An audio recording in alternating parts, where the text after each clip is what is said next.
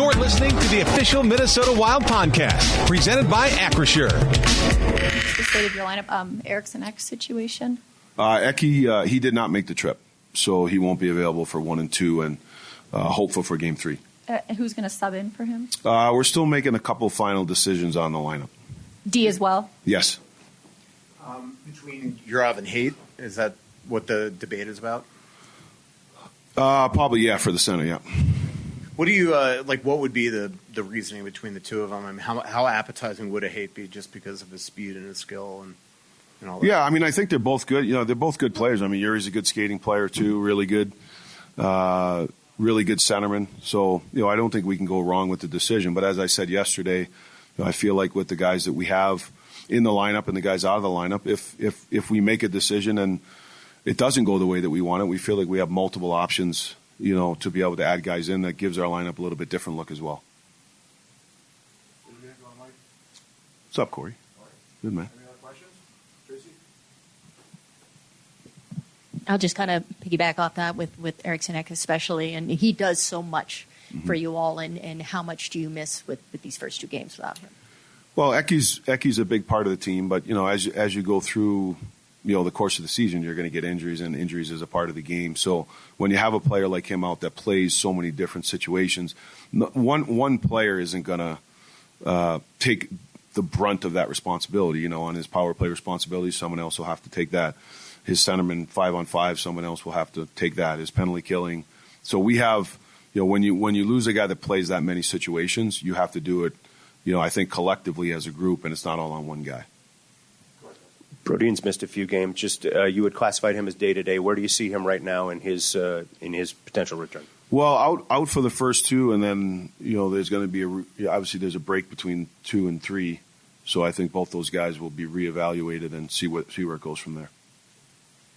I'm back. When you go from one emotional series where you guys played so well and you have a short break to what inevitably will be another, you know, tough series, is that a good thing compared to what the Avs had, which was an extended break? Do you like the fact that the break is relatively short for you guys? Well, I have to like it, right? So it's the situation we're in, but I think it's both ways. You know, if like for us, we just, you know, we've had a couple of days here to rest and recover, but you're kind of in that game mode.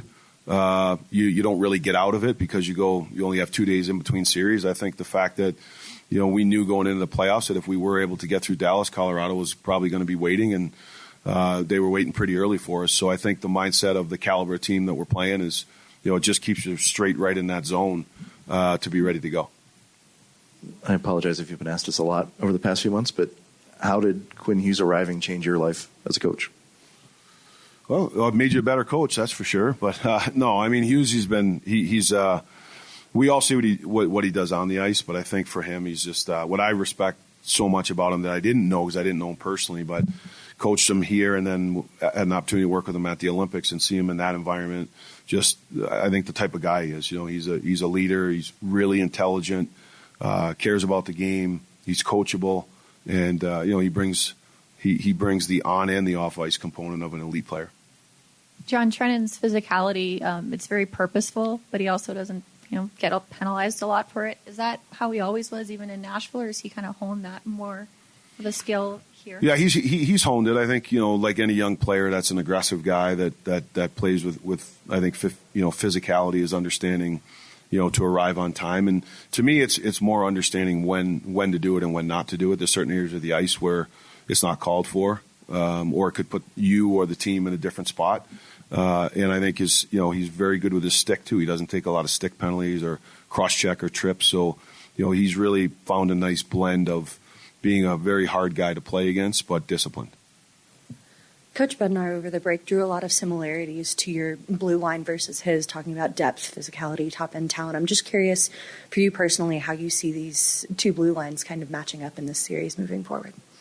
I would agree. I mean, both teams have, good skating blue lines. There's some size there. There's some playmaking, offensive abilities. I think solid two-way defensemen, you know, and when you look at both teams, I think both teams have defensemen that can generate offense. But at the same time, I think there's a lot of strong two-way defensemen that care about defending as well.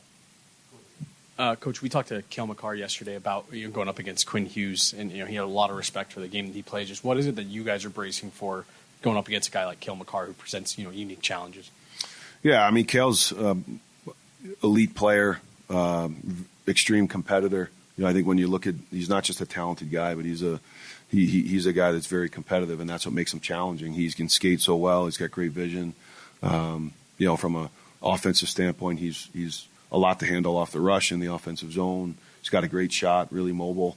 And then when you look at him from a defensive standpoint, he's difficult to play against in that situation because, he can skate. So his line rush defense, his gaps, he's a difficult guy to take on in those situations. And then competitively, whether it's board battles or net fronts, he's a guy that, is willing to compete in those areas.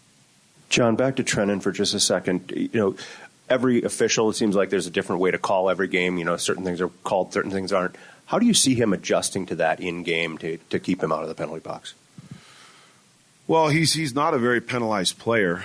I think it's not just Trennan. I think it's the team. We try to do a good job of making sure that you get a temperature of what's going on in the game, what kind of penalties are getting called. Is it stick penalties? Is it hard penalties? Is it scrums? Whatever it might be. And then I think it's on the individual players and us as a team to make sure that we understand what's going on this night, how the game's being called, how the game is being played, and make sure you make the adjustments as a game. The best place to go for all your Minnesota Wild audio needs is the official Minnesota Wild podcast presented by Acrisure. Everything Minnesota Wild related, including highlights, press conferences, players, coaches, general managers, and more. It's available on the official Minnesota Wild podcast presented by Acrisure. It's all just a click away at wild.com/podcast.